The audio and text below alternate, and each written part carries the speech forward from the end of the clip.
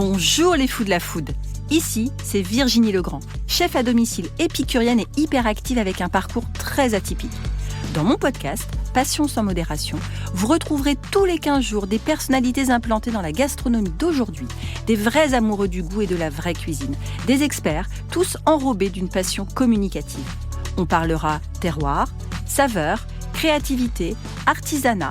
On vous racontera des histoires qui croustillent, des initiatives qui pétillent et qui font briller les yeux. Et on en a bien besoin aujourd'hui. Dans ce podcast, vous allez rencontrer des passionnés qui aiment partager, des entrepreneurs qui aiment se renouveler. Vous allez pénétrer dans les coulisses d'un monde délicieux, nourri aux convictions individuelles et aux engagements collectifs. Vous êtes curieux ? Alors installez-vous à notre table et on va se régaler tous ensemble. La gastronomie raconte un sol, un élevage, un territoire, un choix. Depuis toujours, dans Passion sans modération, je défends l'amour du vrai, l'amour du bon, l'amour du produit respecté. Je suis chef à domicile et je me jure chaque jour que sans les agriculteurs qui cultivent, élèvent et fournissent ces produits, je ne pourrai jamais exprimer ma créativité dans l'assiette de mes clients. Aujourd'hui, nous allons parler d'agriculture, de santé de la terre, des animaux et des hommes. Avec le collectif Bleu Blanc Cœur, il s'agit d'un engagement, d'un levier concret pour la transition culinaire dans les cantines, les territoires, les collectivités. Parce que bien manger, ce n'est absolument pas un luxe, c'est un choix de société. Aujourd'hui, je reçois Victoire Hérault, responsable de la communauté associative Bleu Blanc Cœur. Bonjour Victoire. Bonjour Virginie. Nicolas Brenelière, chef et secrétaire général d'Eurotoc, ambassadeur de la communauté Bleu Blanc Cœur. Bonjour Nicolas. Bonjour Virginie. Célia Morès, docteur en neurosciences, experte prévention santé et ambassadrice Bleu Blanc Cœur. Bonjour Célia. Bonjour Virginie. Et Alexandre Davezac, directeur de la Caisse des écoles du 17e arrondissement. Bonjour Alexandre. Bonjour Virginie. Alors, je vais commencer avec Nicolas, parce que je crois qu'il a envie de parler. Donc toi, en tant que chef, comment tu as découvert Bleu Blanc Cœur ? Eh bien, on découvre Bleu Blanc Cœur souvent grâce à une rencontre sur du bien manger, du bon manger. C'est une rencontre de produits, de passionnés qui, avec certaines valeurs et certains engagements, on va découvrir lors d'un salon, lors de discussions avec des confrères, une plus-value, toujours à la recherche du mieux, du meilleur, comment toujours aller de l'avant. Et il s'avère qu'un ami commun à l'association, Olivier Chaput, pour ne pas le citer, m'a fait découvrir Les enfants cuisinent. Les enfants cuisinent, exactement. M'a fait découvrir cet engagement qu'on peut avoir auprès des produits Bleu Blanc Cœur et en fin de compte, tout ce qu'il y a aussi derrière. Et je pense qu'on va en parler assez largement aujourd'hui parce qu'il n'y a pas que le produit fini dans l'assiette qu'on essaye, nous, cuisiniers, de sublimer, mais il y a bien toute une démarche qui se démarre très très tôt dans la réalisation de ces beaux produits. Une démarche et une philosophie, en fait, finalement. Absolument, des vraies valeurs appliquées de A à Z++. Dont le monde a besoin, beaucoup. Victoire, alors toi, quel est ton rôle au sein de cette belle communauté et comment tu arrives à fédérer tous les acteurs qui s'engagent ? Alors mon rôle chez Bleu Blanc Cœur, justement, c'est d'animer, de coordonner le collectif de citoyens qui est engagé autour de la démarche Bleu Blanc Cœur. Il y a 2 entités chez Bleu Blanc Cœur. Il y a la société coopérative qui est Bleu Blanc Cœur, qui est la fédération des agriculteurs, l'accompagnement vers des nouvelles pratiques, mais on va sûrement rentrer dans le détail, la mise en lien avec les distributeurs, etc. Puis à côté, il y a tout un collectif de citoyens au nombre de 38 000 personnes maintenant, rassemblés autour des valeurs du bien manger et du bien produire. Et donc, c'est mon travail d'animer ce collectif. Tu as des représentants du collectif ici, des chefs de la restauration commerciale, traditionnelle, collective, beaucoup de pros de santé aussi, des producteurs et aussi largement des consommateurs. Et donc, mon rôle, c'est de décloisonner les univers, de déclencher aussi la prise de conscience collective autour de ces enjeux-là. Et concrètement, comment ça se manifeste, cette coordination ? Donne-nous des exemples pour qu'on se rende compte que c'est finalement une grande famille. Concrètement, pour qu'il y ait un maximum d'impact, Nicolas l'a dit en introduction, il faut des rencontres. Il faut que les gens se rencontrent, il faut que les gens comprennent la réalité des uns et des autres. Il faut que les producteurs rencontrent les professionnels de santé, que les professionnels de santé se rendent compte que la réalité de producteur, c'est aussi être un acteur de la santé, puisque c'est grâce à eux que 3 fois par jour, on peut manger et donc être en bonne santé. Donc des rencontres en local, plein d'actions sont possibles. On fait tout simplement des apéros de la communauté Bleu Blanc Cœur. Donc ça, c'est l'action ça parle, assez... Ça parle bien. C'est pour ça que je le dis, parce qu'en général, ça fédère beaucoup. Ça fédère bien, oui, évidemment. Et après, on fait d'autres actions aussi. On fait pas mal de conférences en local, mais aussi au national, pendant des salons. Par exemple, le salon de l'agriculture qui s'est clôturé il n'y a pas très longtemps. Et puis, des actions de plaidoyer aussi, pour faire entendre la voix des citoyens sur cette question de transition alimentaire. Donc, il y a plein de leviers. Et l'objectif, c'est vraiment que les profils puissent se rencontrer et agir ensemble sur ce sujet-là. C'est justement cette diversité de profils qui fait la richesse aussi de ce collectif. Donc, merci Victoire. Exactement. Célia, donc toi, tu es la professionnelle de santé. Quel lien tu fais entre alimentation, agriculture et santé publique ? Alors le lien, il est totalement direct. On n'y pense pas, souvent on ne s'en rend pas compte ou on ne veut pas voir les choses. Mais en fait, comme le disait Victoire, on a besoin des agriculteurs 3 fois par jour. Le médecin, c'est à la limite 3 fois par an, on va dire. Les agriculteurs, c'est 3 fois par jour. Et en fait, on est ce que nous mangeons. Donc ce qu'on va manger, on va l'incorporer dans notre corps. Et ça peut soit nous rendre malades, lorsque le poisson va être contaminé au mercure, lorsque ça va être contaminé ou qu'il va y avoir des problèmes, parce qu'il y a des problèmes au niveau de la diversité des sols, ce type de choses qui peuvent nous rendre malades, ou alors ça va nous rendre en bonne santé, parce que l'aliment que nous allons consommer va nous donner tous les apports nutritionnels dont nous avons besoin. Et évidemment, suivant la situation, si ça nous rend malade, ou au contraire, si ça augmente notre santé ou ça nous permet de rester en bonne santé, ça va avoir un impact sur la santé publique, puisque le but de la santé publique, bien évidemment, c'est de faire de la prévention afin d'éviter que les populations tombent malades. Donc tout ce qui passe par l'agriculture, c'est le premier maillon avant d'être en bonne santé. Le premier maillon de la chaîne, l'agriculture, nous mangeons, et ensuite, évidemment, ça va avoir des répercussions sur notre santé. Très bien. Et toi, concrètement, comment tu t'engages au sein de Bleu Blanc Cœur ? Alors déjà, je m'engage à consommer autant que faire se peut les produits Bleu Blanc Cœur, d'essayer de les trouver à Paris. C'est pas toujours chose évidente, mais en tous les cas, de faire mon choix et de consommer préférentiellement ces produits-là, afin justement de pouvoir donner à mon corps tout ce dont il a besoin. Parce que l'avantage de ces produits Bleu Blanc Cœur, c'est qu'ils vont être notamment pourvus en oméga 3. Or, on sait que les oméga 3 sont très très importants pour la santé. Ils permettent la fluidité des membranes cellulaires et notamment des neurones. Ils permettent d'augmenter la neurogénèse, c'est-à-dire la croissance des neurones au niveau du cerveau, notamment au niveau de l'hippocampe, au miracle hippocampe, région cérébrale qui est impliquée dans la mémoire et les apprentissages. Oui, on peut apprendre à tout âge. Bonne chose. Mais faut-il apporter des oméga 3 ? Et ensuite, ça a un impact sur les connexions synaptiques. Ça permet aux neurones de dialoguer entre eux. Et si les neurones ne dialoguent pas entre eux, ils ne servent à rien.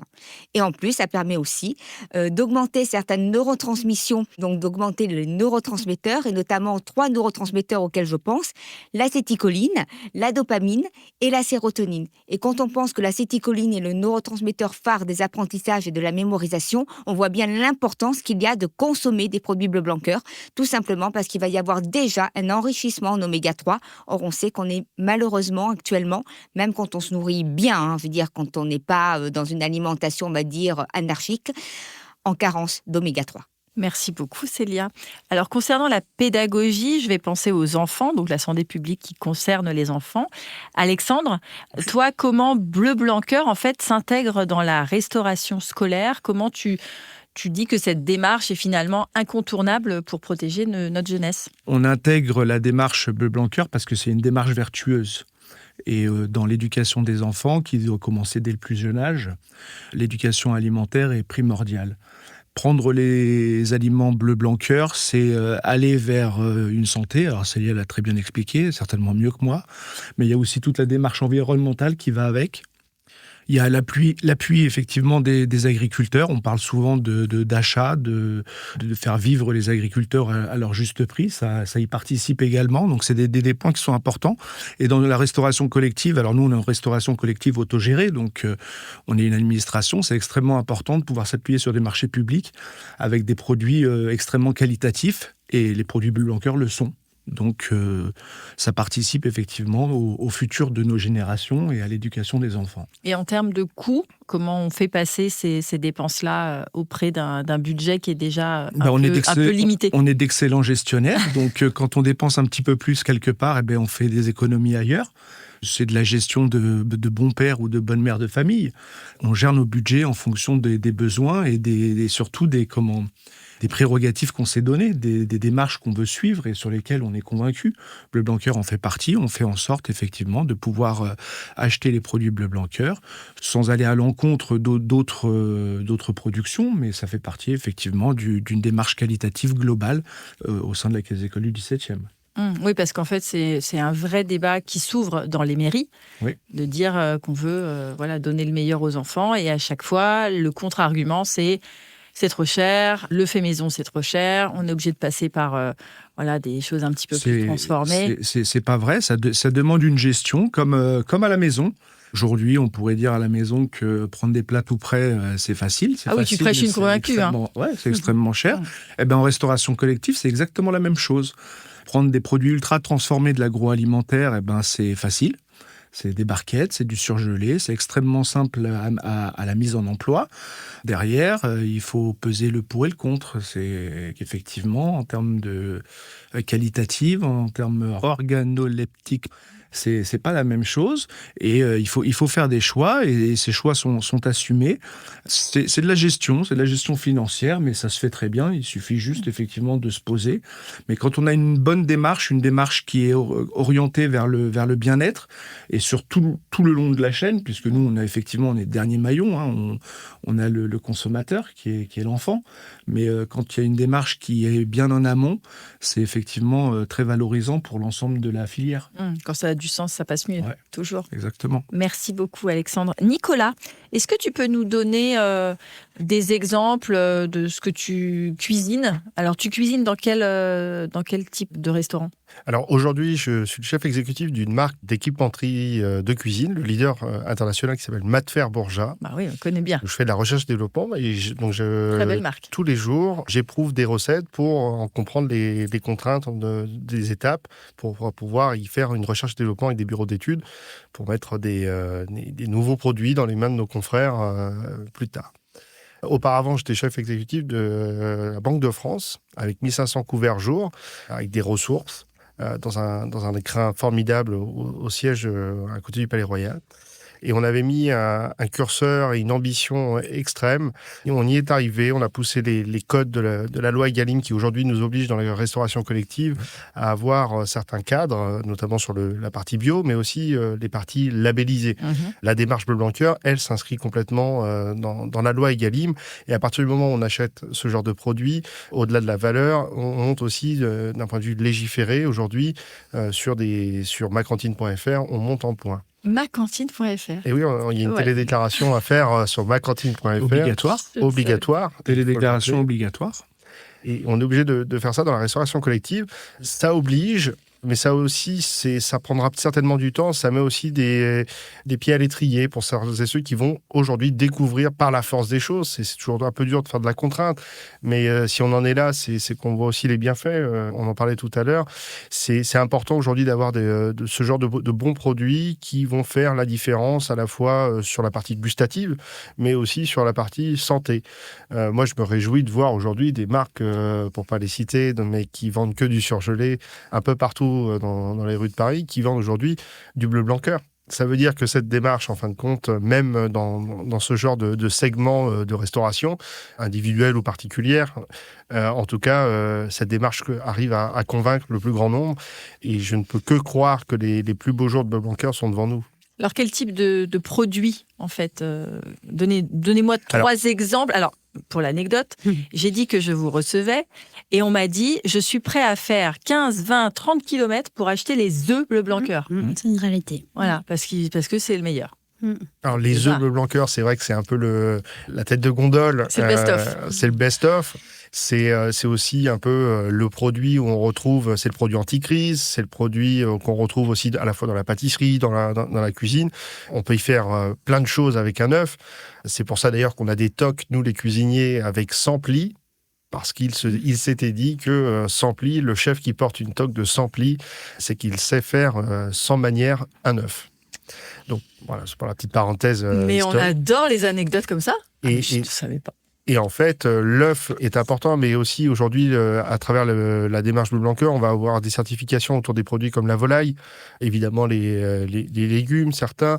On va avoir le poisson, je crois que c'est en, Oui, on c'est a en des. cours. Oui, tout à fait. Les On a des laitages, sardines, des laitages, laitages. tous les produits laitiers, les yaourts, les fromages, les laits, évidemment, qui sont aussi, je pense, le numéro 2 après les œufs. la viande. En tout cas, un vrai panel pour vraiment s'éclater de façon culinaire, de façon gustative, mais tout autant en ayant un vrai souci sur le regard sur sa santé. Donc pas du tout fruits et légumes.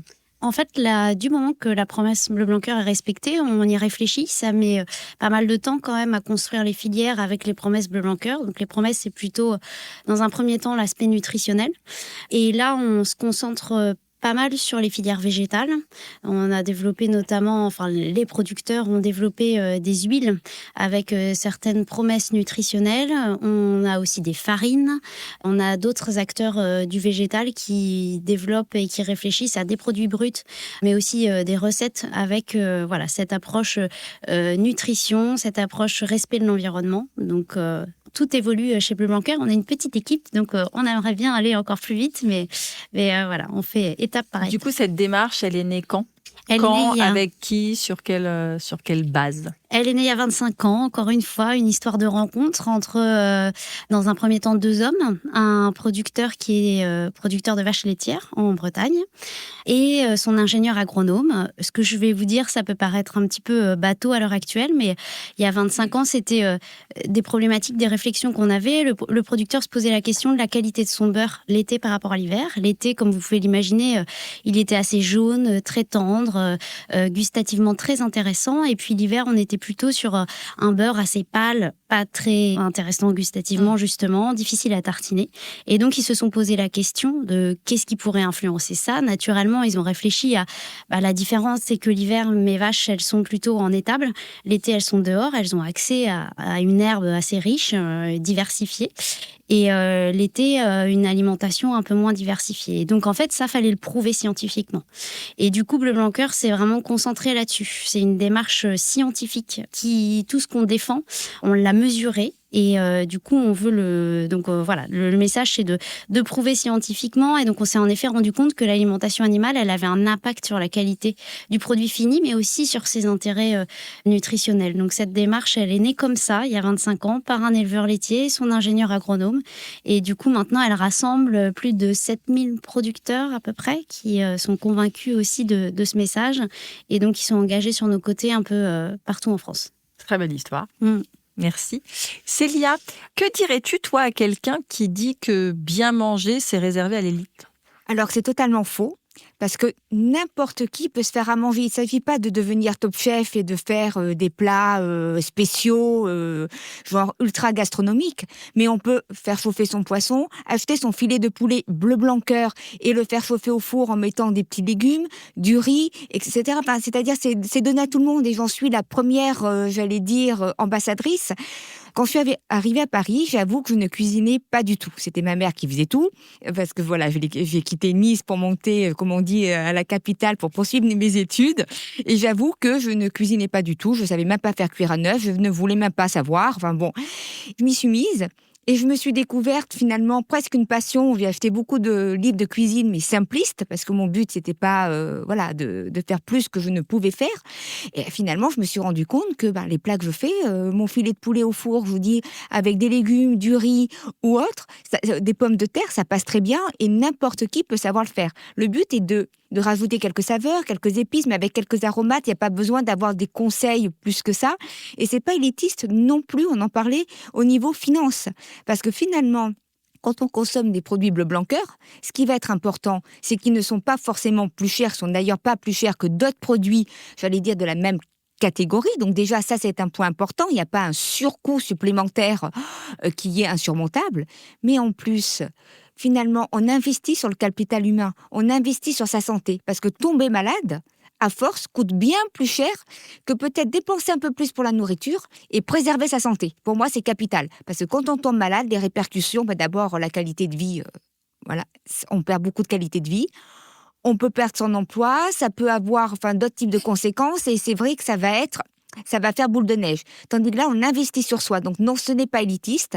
Tout le monde peut se faire à manger. Il suffit d'acheter de bons produits. Et finalement, on mise sur sa santé, sur le capital humain. Et ça, je pense que c'est très, très important de le savoir. Ça valait le coup de le rappeler. Merci beaucoup. Victoire, tu voulais dire quelque chose ? Tu Euh, as levé le doigt comme oui. dans une classe. Ça m'a fait un peu réagir ce que disait Célia, parce qu'en effet, on parle d'accessibilité, on en a parlé un petit peu au début, et c'est vrai que c'est un des piliers chez Bleu Blanc Cœur. Donc il y a l'aspect vraiment santé, environnemental, et cet aspect accessibilité. Ça a été vraiment le fer de lance des fondateurs de Bleu Blanc Cœur, que ça soit toujours une démarche qui soit accessible pour toutes et tous. Il était hors de question d'en faire une démarche de niche ou une démarche pour l'élite. Il fallait que ce volet accessibilité il résonne tout au long de la création de la démarche et dans son développement. L'accessibilité déjà géographique, il fallait nouer un maximum de partenariats avec des acteurs de la distribution pour que tout le monde puisse avoir accès, mais surtout économique. Et ça, c'était vraiment important de le rappeler que c'est une fibre et une philosophie chez Bleu Blanc Cœur de respecter ce pilier. En termes de prix, tu peux nous donner une certaine fourchette, par exemple le prix du poulet au kilo, les œufs ? C'est très variable parce que ça va dépendre un petit peu aussi du schéma de production. Il va y avoir des producteurs fermiers pour lesquels c'est un prix. En fait, tous les producteurs sont indépendants, autonomes. Ils choisissent vraiment le prix. Puis après, il y a des coopératives d'éleveurs où là, peut-être en ayant des liens avec des distributeurs, les prix peuvent être aussi plus intéressants. Donc, c'est un petit peu plus cher que du conventionnel, puisque l'investissement des producteurs, il est sur la ration de l'animal. En fait, ils vont donner une alimentation plus intéressante qu'une alimentation de base, à base de soja qui vient de l'autre bout de la planète ou d'huile de palme. Donc forcément, l'engagement, il est là. Mais on essaye toujours de rationaliser ses coûts, de faire en sorte que le producteur s'y retrouve financièrement et que le consommateur aussi. Donc c'est vraiment une question d'équilibre, et ça fait vraiment partie de la gouvernance chez Bleu Blanc Cœur et de tous les administrateurs de faire attention que les produits qui sortent sur le marché soient accessibles pour les consos, mais aussi pour les acteurs de la restauration collective notamment. Alors justement, Alexandre, par rapport aux cantines, quel est le rapport avec les enfants, les parents, l'idée de la communauté autour de la cantine ? Parce qu'on dit que voilà, on mange pas bien dans une cantine, les enfants ils aiment pas goûter, les enfants ils s'ouvrent pas. Là, je fais exprès de parler des préjugés pour que tu les déconstruis. Je ne veux pas que tu me fâches. On va pas se fâcher. Parce que je suis absolument pas d'accord, mais on parle beaucoup pour la semaine du goût notamment. On vit effectivement avec des préjugés, avec une histoire aussi qui a peut-être à un moment donné qui n'a pas été celle qu'on tend à avoir aujourd'hui. La démarche Bleu Blanc Cœur nous pousse aussi à ça, à apporter des produits de qualité, une démarche vertueuse. On a aussi tout le côté santé publique. On est dans la restauration collective, on nourrit des enfants, on se doit de leur fournir des produits extrêmes, à mon sens, mais c'est aussi le global pour mes collègues, des produits très qualitatifs. Quand on part dans une démarche de fait maison, on se doit d'aller chercher des produits qui ont une plus-value. Les produits Bleu Blanc Cœur ont cette plus-value-là. Derrière, il y a l'humain qui rentre. Alors, on parlait des agriculteurs et de l'humain sur l'amont de la chaîne, mais il y a l'aval, le cuisinier de restauration collective. On essaye de les impliquer dans les recettes parce que je peux leur donner le meilleur filet de poulet. S'ils le saccagent à la cuisson, nutritionnellement parlant, il ne va rien se passer et ça va partir à la poubelle. Les enfants ne vont pas le manger. Donc il y a une éducation du professionnel, il y a une éducation de l'enfant à apporter. C'est tous les acteurs de la filière qui rentrent en compte. On se doit de leur apporter de bons produits. Les professionnels de la restauration aiment cuisiner des produits, alors je ne veux pas dire des produits nobles, mais des produits qualitativement de qualité supérieure.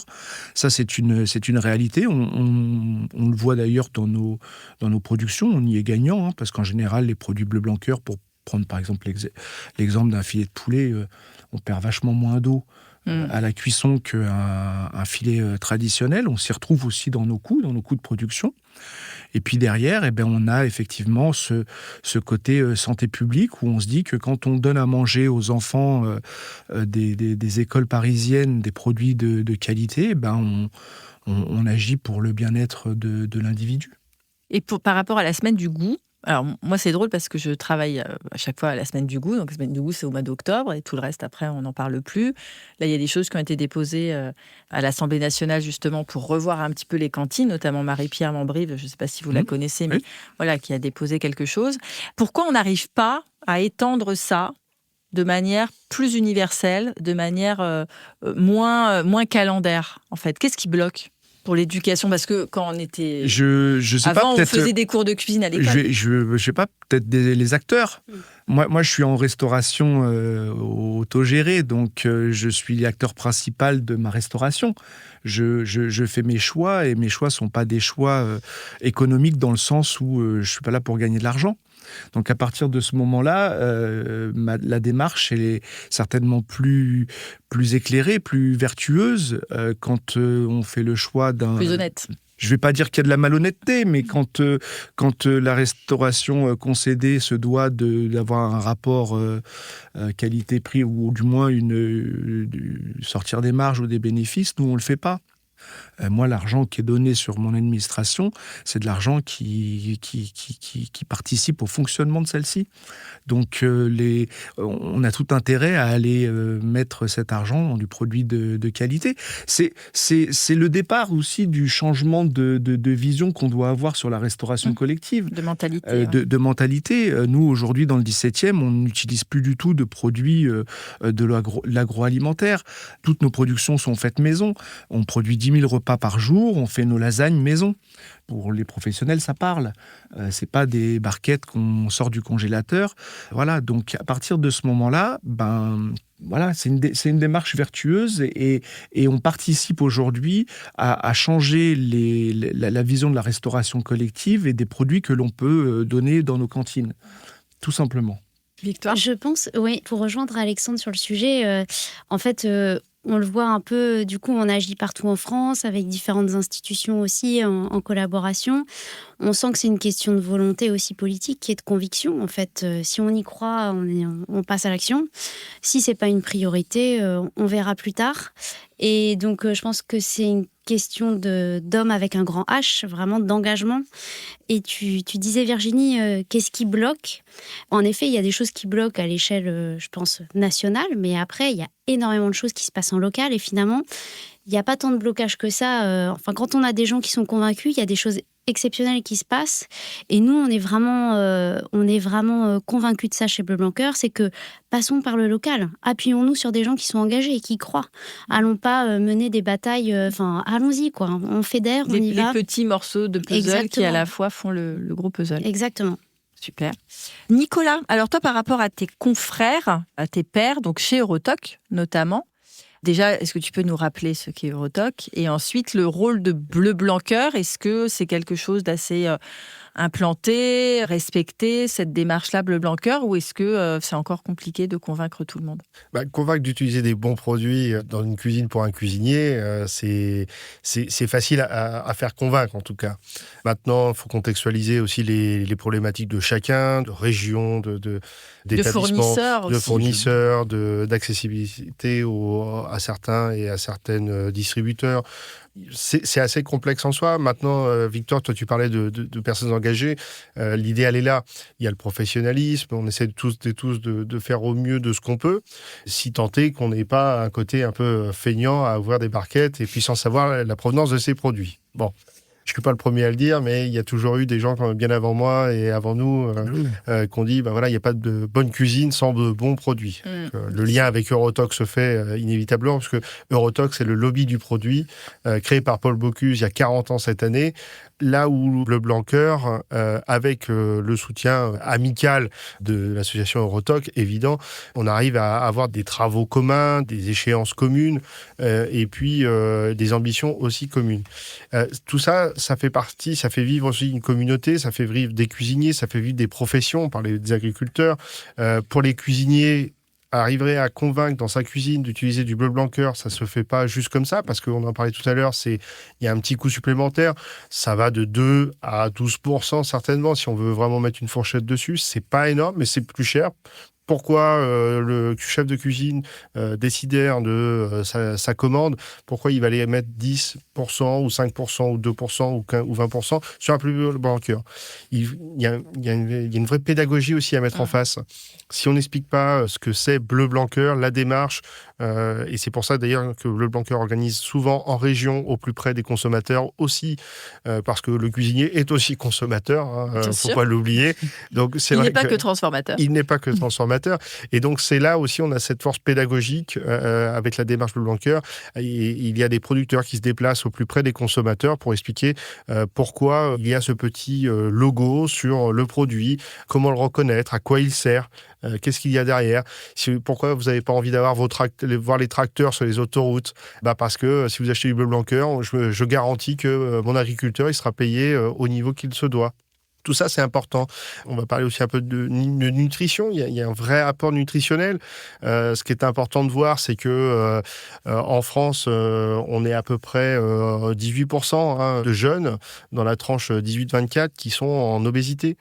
Il y a un sujet aussi là, les pouvoirs publics s'en emparent. Bleu Blanqueur peut répondre justement à une nutrition un peu plus saine. Tout ça, c'est important, vous l'avez rappelé tout à l'heure, cher docteur, c'est aussi très important d'avoir cette sensibilité-là sur l'alimentation et le lien avec sa santé. Aujourd'hui, pour rappeler une phrase de notre ami Guillaume Gomez, qui dit souvent l'homme, une fois qu'il a besoin de respirer pour vivre, mais une fois qu'il a respiré, son deuxième besoin, c'est manger.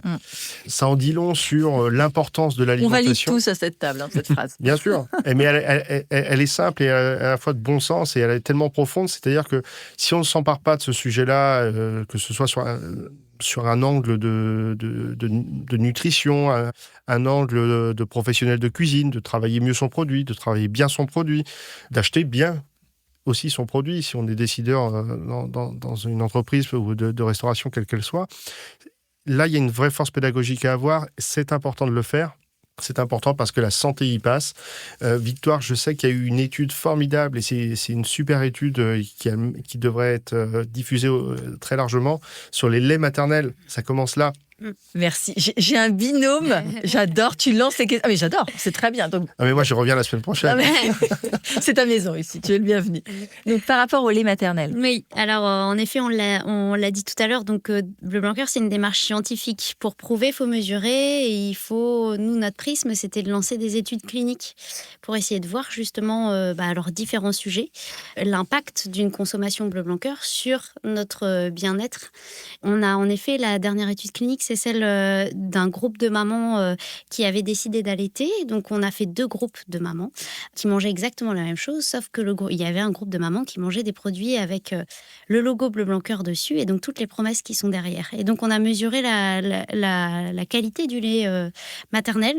Et donc, on s'est rendu compte qu'en effet, dans le lait maternel des mamans qui consommaient Bleu Blanqueur, il y avait un taux d'oméga 3 beaucoup plus intéressant à 52%. Je te regarde, mais je voudrais... Voilà, c'est 52%. Je crois que c'est 52%, effectivement. J'ai un trou de mémoire, justement. Ouais, mais c'était un taux quand même assez élevé et voilà, c'était vraiment très significatif.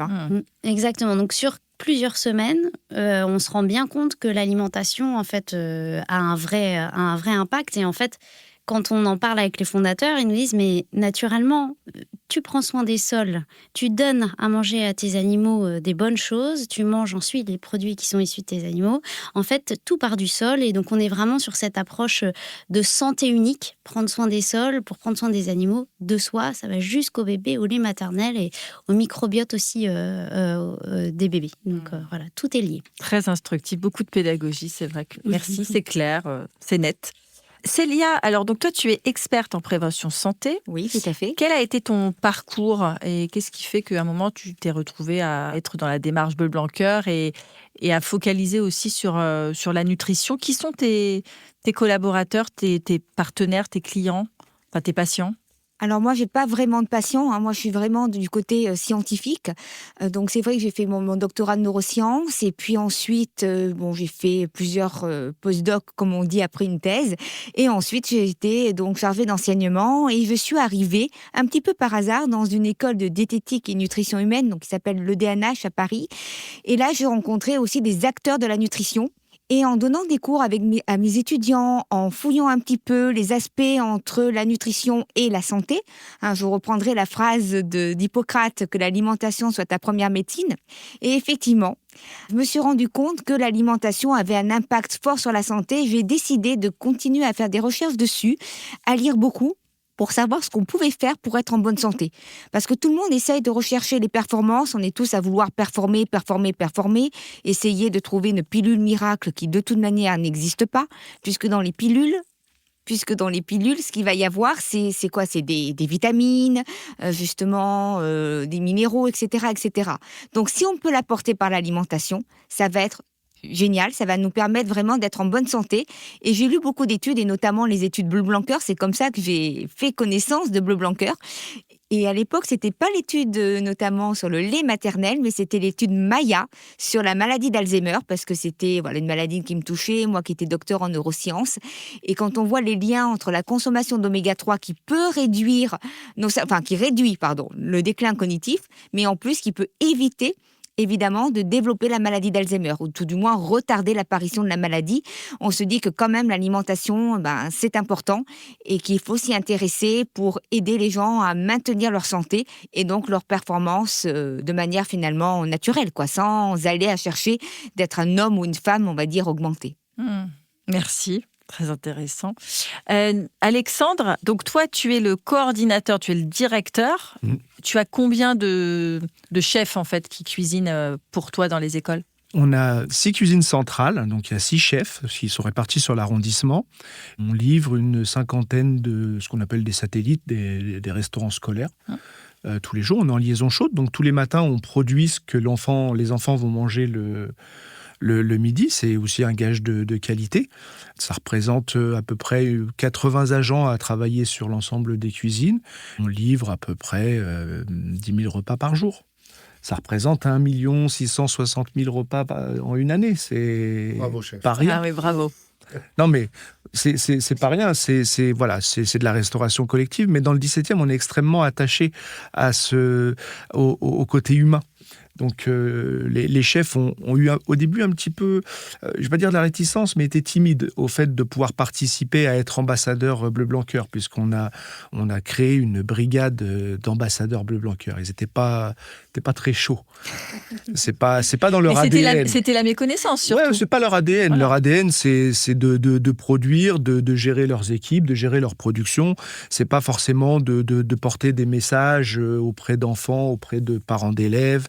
Mais force est de constater que c'est quelque chose qui prend. Ils ont fait d'ailleurs une animation au dernier salon de l'agriculture, et je pense qu'ils y ont pris du plaisir.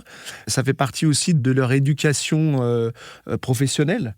On parle souvent d'éducation, l'éducation au goût. On éduque l'adulte, on éduque aussi les enfants, puisqu'on participe à des ateliers, on met en place un certain nombre de choses auprès des enfants, et on ne doit pas oublier que l'enfant d'aujourd'hui, ce sera le consommateur de demain. Donc, si on veut que... On a beaucoup de punchlines là. C'est bien, c'est documenté, c'est philosophique, c'est... extraordinaire. Et puis c'est le talent. C'est le talent, oui, voilà. Je ne sais pas le dire.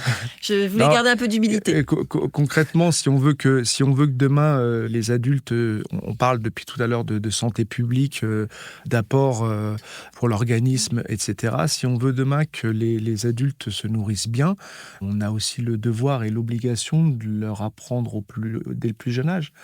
Il faut leur apprendre les bons produits. Victoire nous a expliqué saison. Tout le lien, le bon produit, la saisonnalité des produits. Le taf est déjà fait, quoi. Enfin, une fois qu'on a compris tout ça, je pense que n'importe quel enfant qui aura été sensibilisé dès le plus jeune âge à manger des produits de qualité, à comprendre qu'on ne mange pas une fraise en plein mois de décembre, etc., aura compris que quand il va faire ses courses, il pourra se nourrir nettement mieux. Ouais, non aux bûches de Noël aux fraises. Non, dans le 17e, on fait notre bûche de Noël maison. Aux poires, aux marrons, voilà. Alors, elle est très simple, mais elle est délicieuse et très appréciée des enfants. Revenir aux fondamentaux. revenir aux fondamentaux. Je pense que la démarche Bleu Blanc Cœur est une démarche qui s'appuie là-dessus. On a parlé d'hommes, on a parlé d'humains, on a parlé de terre, de terroir. Je crois que dans nos métiers, on doit revenir aux fondamentaux. On doit arrêter de faire croire aux gens que de manger un cordon bleu et des nuggets, c'est de la nourriture. Arrêter de leur faire croire Sauf si on les fait maison. Oui, voilà. Alors oui. Alors si on fait tout maison, il n'y a pas de souci. Sauf que la majorité des gens qui vont acheter ce genre de produit le font pas. Donc si demain on fait que du nuggets maison, bingo, on aura gagné. Aujourd'hui, c'est pas le cas. Donc c'est une aventure humaine, une aventure qui part du sol et qui doit effectivement se développer dans ce sens-là. Et comme je disais en début de podcast, c'est une démarche vertueuse. Et cette démarche vertueuse, nous, en tant qu'acteurs de la restauration, à différents niveaux, on a devoir de pouvoir la développer et la porter. Très beau. Alors, à tous les quatre, je vous pose une question. Si vous deviez résumer en une phrase la philosophie Bleu Blanc Cœur pour le grand public qui ne vous connaît pas encore. Moi, je rebondis sur ce que vient de dire Alexandre, parce que c'est une évidence pour nous. Et ce qu'on veut faire comprendre au grand public, c'est que Bleu Blanc Cœur, c'est une démarche de bon sens. Une démarche qui part du sol et où tout est lié, de l'alimentation animale jusqu'à l'alimentation humaine. Mais c'est qu'une question de bon sens, de pratique agricole de bon sens, qui fait du bien à tout le monde. Très bien. Je vais rebondir sur ce que dit aussi Victoire et donc sur ce qu'a dit Alexandre. C'est vrai que c'est une question vraiment de bon sens, cette démarche Bleu Blanc Cœur. Il faut savoir aussi, c'est vraiment de la fourche à l'assiette. Et tout à l'heure, avec Victoire, on parlait de l'alimentation animale. Et c'est vrai que lorsque certains peut-être nourrissaient les animaux avec du soja, etc., ça faisait augmenter l'apport d'oméga 6.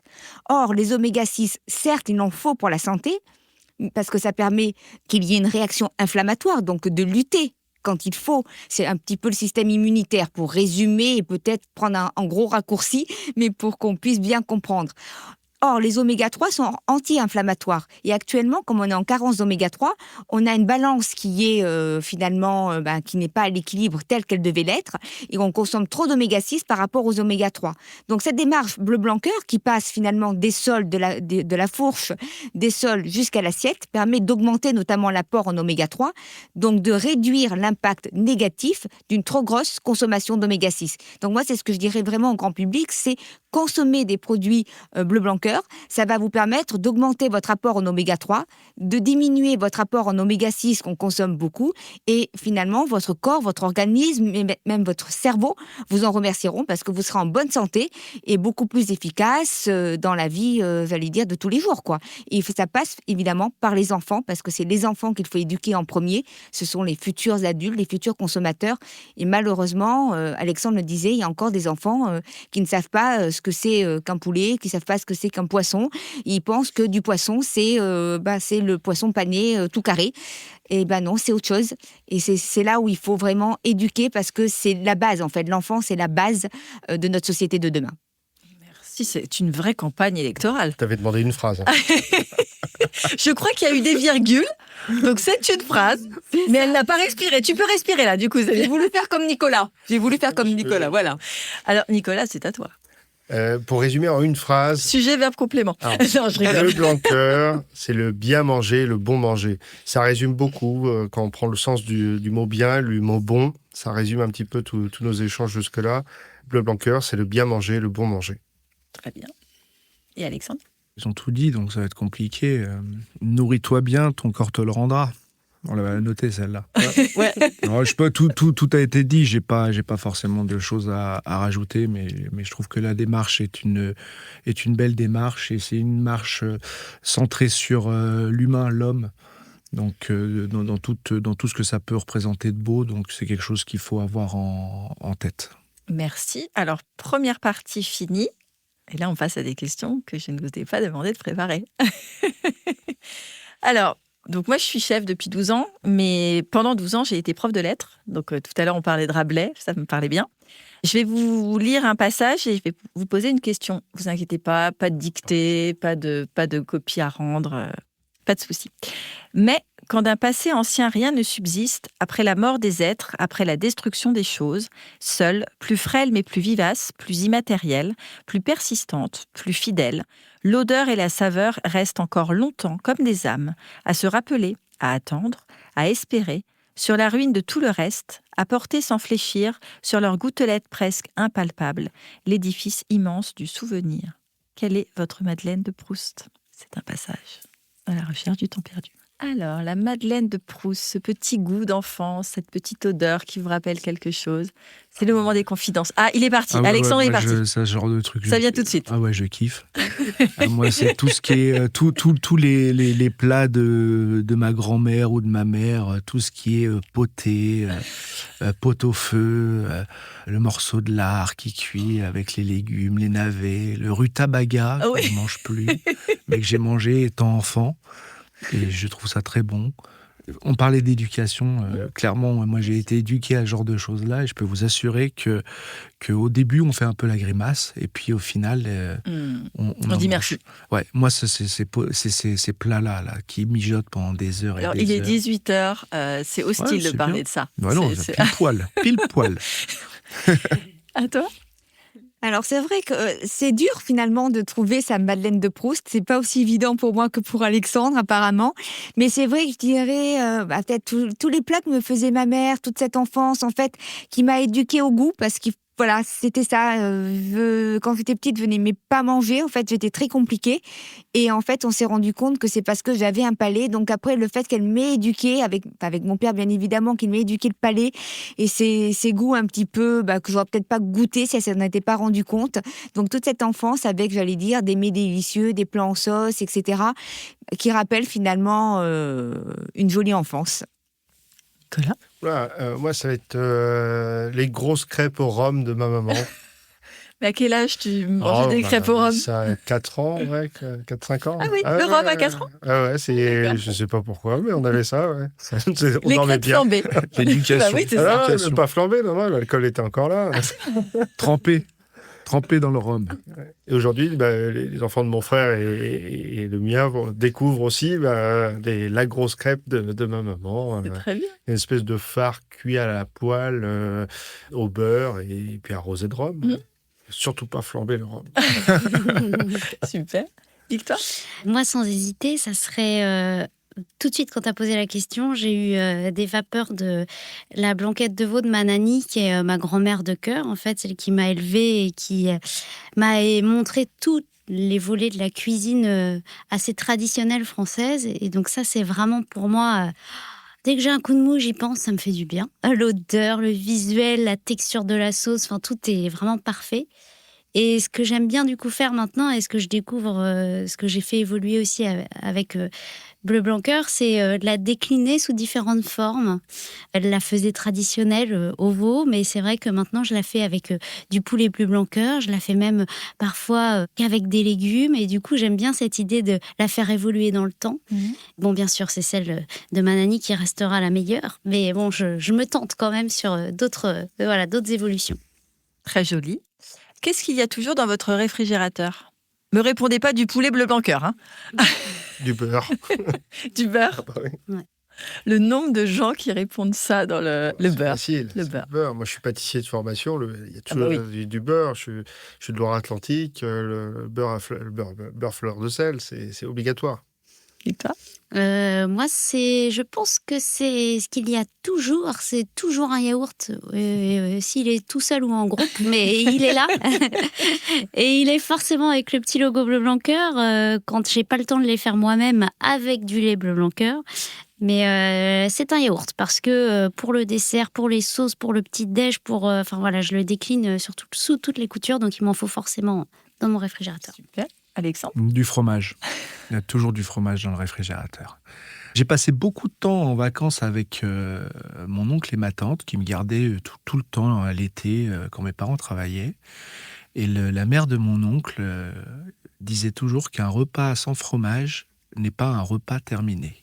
C'est resté quelque chose d'ancré. Mais on a eu durant toute l'émission des aphorismes, des proverbes, des citations. Les mots ont joué sur cette table. C'est des histoires de vie. Mais un repas sans fromage n'était pas un repas terminé. Et il y avait toujours une assiette de fromage qui arrivait à la fin du repas. Et c'est resté, depuis tout petit, c'est resté un petit peu le péché mignon. Donc il y a toujours du fromage dans le réfrigérateur. Très bien. Célia? Alors, il fut un temps, c'était comme Alexandre, mais en fait, mon médecin n'a pas été d'accord. Donc, il n'y a plus de fromage, sinon on consomme trop parce que c'est aussi mon péché mignon, presque une addiction. Donc, je dirais en fait, effectivement, comme Victoire, il y a toujours des yaourts, notamment pour le petit déjeuner. Et sinon, souvent, parce que j'aime ça, il y a souvent du saumon fumé dans mon frigo. Il ne faut pas le dire de manière culpabilisée, hein. Tu sais, c'est pas grave. Je culpabilise pas, mais c'est vrai que on ne juge pas. On peut dire c'est pas toujours très sain ni rien, mais j'adore vraiment trop. Donc j'ai mon petit saumon fumé parce que je peux faire en salade, voilà, il y a pas de souci. Hein, mais j'ai besoin d'avoir du saumon fumé, le yaourt et éventuellement du jambon. Mais voilà. Mais malheureusement le fromage. Alors cette question, je la pose souvent et parfois on me répond des œufs et on dit alors c'est le moment de dire les œufs, on les met pas au frais. Les chefs, là, plutôt les chefs. Normalement, on les met pas au frais, en effet. On est d'accord. Il faut simplement se référer à là où on les achète. Si vous achetez, par exemple, et puis avoir ce regard aussi sur quand est-ce qu'on va consommer le produit. On parle de frais, quand on les achète, ils sont à température ambiante. Je vais les consommer dans les 2-3 jours, je vais les garder à température ambiante.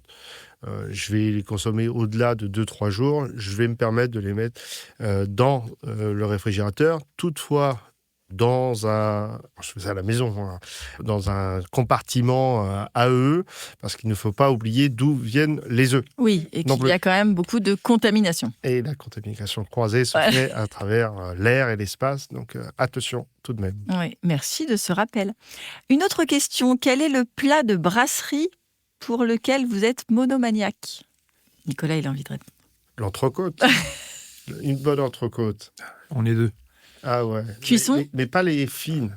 Non, il faut que ce soit épaisse. Les épaisses. 350 grammes ou rien. Il faut que ce soit minimum. épaisse. Et cuisson? Cuisson saignant. Ah bah voilà, bien sûr. Oui. Les filles? Alors moi, je vais être un peu c'est un peu trop genré, là, ma réponse. J'allais dire sans hésiter les poireaux vinaigrettes, mais voilà, du coup, c'est un peu plus végétal, mais j'aime cette fraîcheur du poireau. Puis alors, l'assaisonnement, faut qu'il soit bien. La petite sauce, la vinaigrette, faut qu'elle soit au top. Et puis, quand il y a des petits œufs durs à côté, c'est le top. Ouais. La question, c'était les plats, parce qu'on aurait pu ajouter pâté croûte. Si on fait rentrer le plat dessert, il y a pâté croûte avant. Je pense à la première étape. Et toi, Célia? Moi, ça va être comme les garçons, de la viande, mais pas l'entrecôte. C'est plutôt le cœur de rhum steak ou le filet de bœuf, et évidemment bien saignant. Très bien, rapide, efficace. Qu'est-ce que pour vous cuisiner? Quel est votre rapport à la cuisine? Est-ce que vous cuisinez? Bon, enfin, du coup, je regarde même pas Nicolas. Non. Qu'est-ce que ça représente pour vous cuisiner? Le plaisir, le partage. Le plaisir parce que foncièrement, personnellement, moi, j'aime cuisiner. J'aime me mettre au fourneau, j'aime cuisiner. Mais c'est la suite logique de cuisiner. C'est le partage, c'est se mettre à table avec des gens qu'on apprécie, c'est passer un moment autour d'un bon plat, c'est le partage. On va revenir à ce qu'on s'est dit tout au long du... Ah bah oui. L'homme, l'humain, la cuisine, lien. je pense que depuis la nuit des temps a été quelque chose de primordial pour l'homme. Il a chassé pour se nourrir. Il a mis la viande au feu et je pense qu'ils l'ont partagé tous ensemble. Donc on en revient là, quoi. C'est le plaisir et le partage. Paul Bocuse disait d'ailleurs... la petite citation. Il n'y a pas de bonne cuisine si elle n'est pas faite pour être partagée. Voilà. J'aime bien. J'aurais pu être Paul Bocuse, du coup. C'est vrai. Voilà, monsieur. Victoire? Je pense que pour moi, c'est une question de connexion sous deux prismes. Connexion avec soi-même, parce que c'est un moment, quand on cuisine, je trouve ça super d'être... Enfin, moi, je pense à rien. J'aime bien cet état d'esprit. Et puis connexion aussi avec les autres. Alexandre, tu l'as dit, moi j'aime bien l'idée de transmission. J'ai une petite fille qui, ça y est, peut mettre la main à la pâte, sentir, goûter, réfléchir à ses recettes, nommer les ingrédients, les mélanger. Et ça, je trouve ça exceptionnel. Et ouais, j'ai l'impression que c'est un super moment. Et j'ai l'impression de lui communiquer des choses qui vont être essentielles aussi pour toute sa vie. Donc une question de connexion, je dirais. Chef? Pareil, moi j'ai un petit garçon qui a 2 ans et demi, faire des cookies avec lui ou bien faire un petit bout de recette, autre chose que de la pâte à sel, mais des choses qu'il va pouvoir déguster ou revenir du travail avec un petit truc à lui faire goûter. En fait, on a envie à travers la cuisine, on parlait de la Madeleine de Proust, on a aussi envie de la faire procurer chez quelqu'un d'autre, avoir ce sentiment, offrir ce sentiment. Transmettre, absolument. On est dans ce partage-là inconditionnellement, où on se dit je peux créer une émotion chez l'autre, c'est ce qui nous anime, nous cuisiniers, travailler des bons produits, mettre son ADN, sa vision du produit et proposer quelque chose, de la générosité à tout temps. On parlait du beurre, moi je trouve à travers le beurre une extrême générosité du produit qui va enrober un navet juste pour le glacer, qui va doucement... Ou un poireau, qui va doucement frétiller avec un peu de sel. Des choses simples qui vont donner énormément de gourmandise. On a les yeux qui pétillent, là. Ils ne voient pas les gens, mais on a les yeux qui pétillent. Voilà, c'est pour tout ça. Enfin, vive la cuisine, vive les produits, vive Bleu Blanc Cœur. C'est ça qui est extraordinaire parce qu'on se réinvente tous les jours. Moi, ça fait plus de 25 ans que je travaille. Je fais par la pâtisserie, la cuisine. Depuis 25 ans que j'ai pas l'impression de travailler, mais j'ai plus l'impression de vivre une aventure formidable de découverte tous les jours. Voilà. Et ça ne s'arrêtera pas. C'est beau, tu transmets tout ça. En tout cas, c'est beau. Célia? Alors moi, ça va être vraiment le plaisir que je vais prendre finalement à partir des mêmes produits bruts, mais à les préparer autrement, avec des épices différentes, avec des sauces, avec d'autres sauces, etc. Ça va être ça, donc ce plaisir-là, renouvelé chaque jour, pour justement éviter une lassitude, éviter de me dire ça n'a pas de goût, ça n'a pas de saveur, donner de la saveur à ce que je consomme. Pour moi, c'est génial parce que je prends vraiment du plaisir, donc c'est le plaisir pris, ce partage que je fais généralement soit avec moi-même, soit quand j'ai la chance d'avoir ma mère avec moi, de faire partager aussi avec ma mère, de partager avec elle cette nourriture qu'on fait soi-même, les moments que l'on peut partager ensemble. Et puis aussi la détente, parce que j'avoue que cuisiner, souvent, quand on est un peu stressé, quand on est fatigué, ça va vider la tête, ça va détendre et ça va nous faire... Moi, ça me fait oublier, ça me fait partir loin. Donc, c'est un plaisir aussi de me dire, là, je me pose et j'ai un temps, enfin, pour moi. Et la dernière question, quelle est votre définition de la passion ?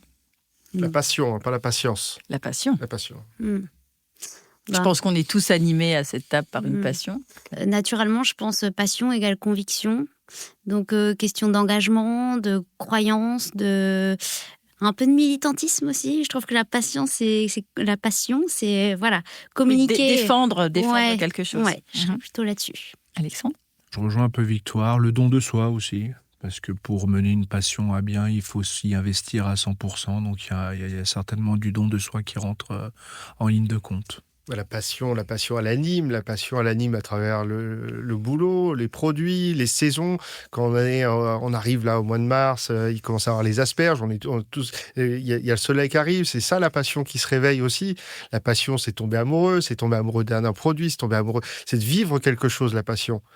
Moi, je le traduis comme ça, c'est quand on arrive à Noël, on parlait de Noël tout à l'heure, il y a les premières vitrines qui s'affichent, il y a la passion de vivre quelque chose, une émotion. Et Bleu Blanc Cœur répond à cette promesse parce que au-delà du bon produit, on retrouve notre slogan de tout à l'heure, le bien manger aussi derrière, et avec un engagement nutritionnel certain pour sa santé. Et la passion, on la retrouve à travers tous ces bons produits, tous ces moments. Et il faut vivre ses passions, il faut vivre ses émotions. C'est très lié pour moi les deux. Rien à dire, c'est magnifique, c'est poétique. Et toi, Célia ? Moi, ça serait vraiment la passion, c'est ce qui nous anime, quelque chose pour lequel on va se battre, nos convictions, presque parfois poussées à l'extrême, mais vraiment se battre parce qu'on a envie de porter un message et c'est aimer finalement au-delà de tout, quoi. Aimer, mais dans le sens large du terme du mot aimer.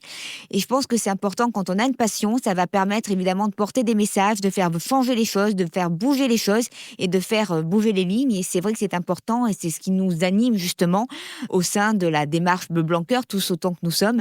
C'est ça, faire bouger les lignes pour une meilleure alimentation. Et c'est ça, je pense, notre passion et notre corps de métier à chacun, quelle que soit notre place, et notre corps de métier de manière différente.